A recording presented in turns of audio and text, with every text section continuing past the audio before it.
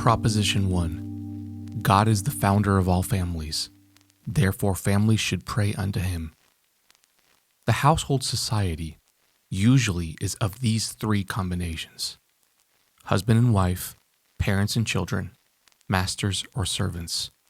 Though there may be a family where all these are not, yet take it in its latitude. And all these combinations are from God.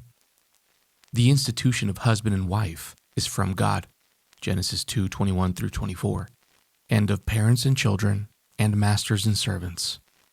And the authority of one over the other and the subjection of the one to the other is instituted by God and founded in the law of nature, which is God's law. The persons, singly considered, have not their beings only from God, but the very being of this society is also from him. And as a single person is therefore bound to devote himself to the service of God and pray unto him, so a household society is therefore bound jointly to do the same, because a society is from God. And hath God appointed this society only for the mutual comfort of the members thereof or of the whole, and not also for his own glory, even from the whole? And doth that household society live to God's glory that do not serve him and pray unto him? Hath God given authority to the one to command and rule, and the other a charge to obey, only in reference to worldly things and not at all to spiritual? Only in things pertaining to the world and in nothing to things pertaining to God? Can the comfort of the creature be God's ultimate end? No, it is his own glory. Is one, by authority from God and order of nature, the master of the family?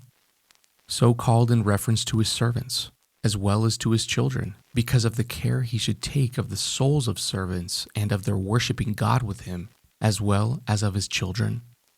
And should he not improve this power that God hath given him over them all, for God and the welfare of their souls, in calling them jointly to worship God and pray unto him? Let reason and religion judge. Proposition 2. God is the owner of our families. Therefore, they should pray unto him.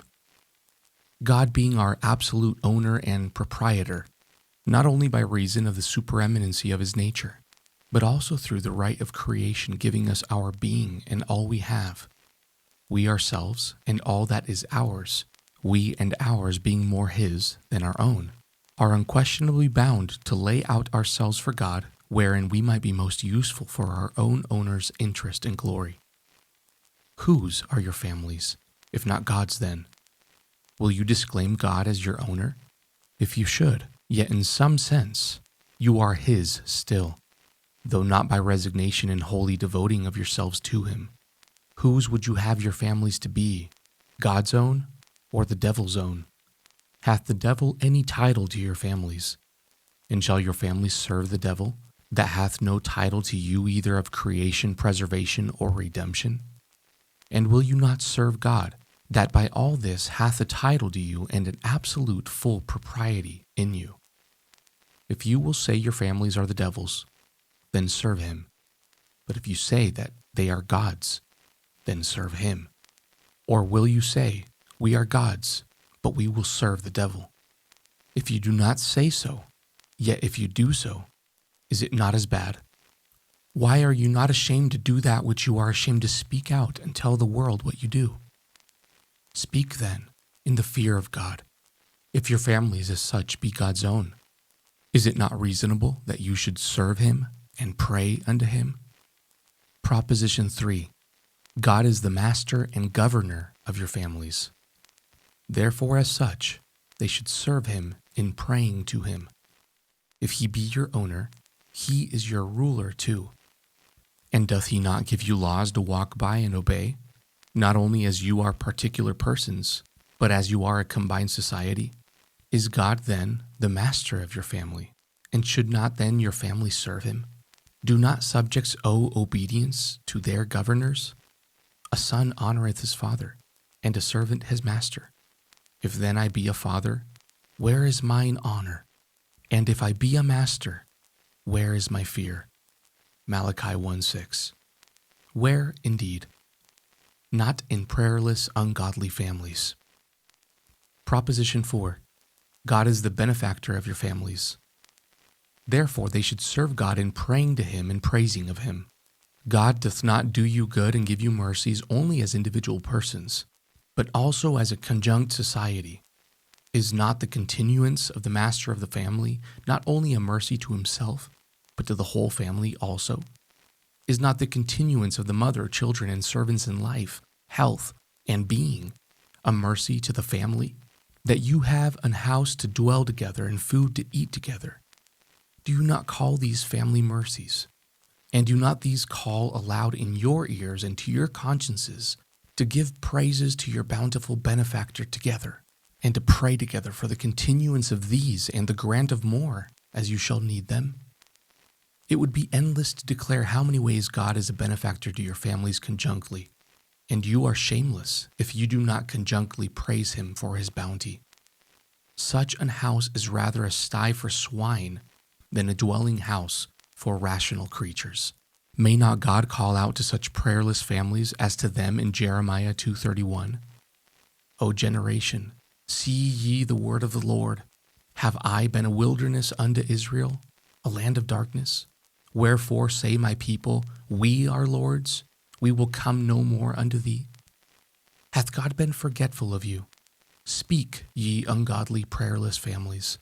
Hath God been forgetful of you? No. Every morsel of bread which you eat tells you God doth not forget you. Every time that you see your table spread and food set on, you see God doth not forget you. Why then, saith God, will not this family come at me when you have food to put in your children's mouths? When they do not cry for bread, you are constrained to say, I would, my poor hungry child, I would, but I have it not. Why then will you not come at me? Live together and eat together at my cost and care and charge, and yet be whole months and never come at me? And that your children have reason, raiment, limbs, not born blind, nor of monstrous birth. And 1,000 ways besides have I done you good. May God say, why then will you live whole years together, and never together come at me? Have you found one more able or more willing to do you good? That you never can.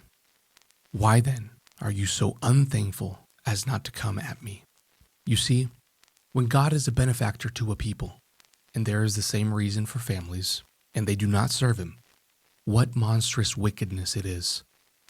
God hath kept you all safe in the night, and yet in the morning you do not say, where is the Lord that did preserve us? Come, come, let us give joint praises to Him. God hath done you and your families good so many years, and yet you do not say, where is the Lord that hath done such great things for us? Come, let us acknowledge His mercy together. God hath carried you through affliction and sickness in the family.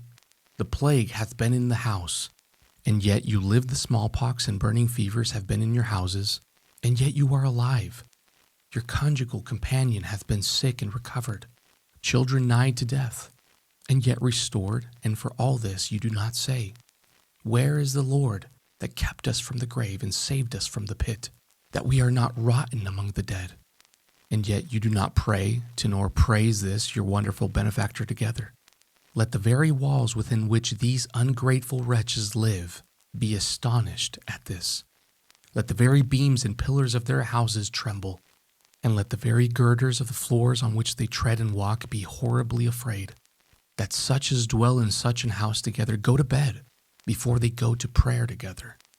Let the earth be amazed, that the families which the Lord doth nourish and maintain are rebellious and unthankful, being worse than the very ox that knoweth his owner, and of less understanding than the very ass.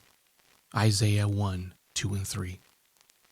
From what hath been said, I reason in this manner. If God be the founder, owner, governor, and benefactor of families, then families are jointly to worship God and pray unto Him. Puritan Gems by Wrath and Grace, taken from How May the Duty of Family Prayer Be Best Managed for the Spiritual Benefit of Everyone in the Family by Thomas Doolittle.